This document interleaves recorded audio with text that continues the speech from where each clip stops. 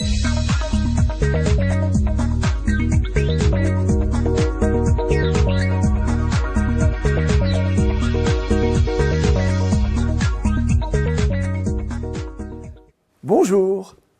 Je constate régulièrement que de nombreux orthodontistes sous-estiment les conséquences fondamentales du carnet de rendez-vous sur leur organisation.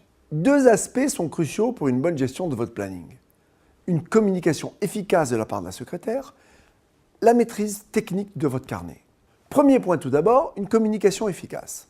Une communication de mauvaise qualité ou insuffisante de la part de la secrétaire peut entraîner des rendez-vous manqués ou des retards chez les patients. Il suffit qu'elle dise « petit rendez-vous, petit contrôle, juste une petite vérification » pour minimiser la valeur de ce rendez-vous. Si un patient arrive en retard ou rate son rendez-vous, il en résulte une désorganisation de votre journée de travail.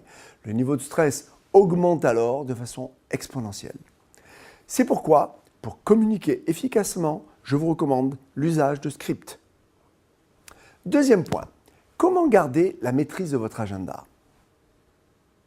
L'étape suivante est de mettre en place un système de prise de rendez-vous vraiment efficient. La première question à vous poser est la suivante. Ne voyez-vous pas vos patients trop souvent? Beaucoup de praticiens sous-estiment les délais entre deux rendez-vous d'activation. C'est pourquoi de nombreux cabinets d'orthodontie sont littéralement embouteillés.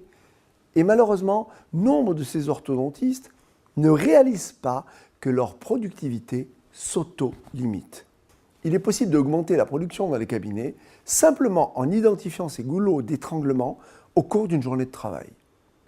Il suffit ensuite de les éliminer ou de les contourner. Les cabinets qui reçoivent sans arrêt les patients que j'appelle multirécidivistes, c'est-à-dire en urgence, en retard, ou qui ratent sans arrêt leur rendez-vous, sont en fait eux-mêmes continuellement en retard. Ils n'ont aucun système rationnel de gestion des rendez-vous. Voilà le plan d'action que je vous propose en 3 points. 1. Réalisez que les embouteillages peuvent affecter votre production à hauteur de 10 à 30%. 2. Méfiez-vous des plannings pré-bloqués valables à une certaine période de votre activité, mais totalement inadaptés 6 mois à 1 an plus tard. 3. Modifiez régulièrement vos plannings en surveillant attentivement l'évolution mensuelle de votre activité.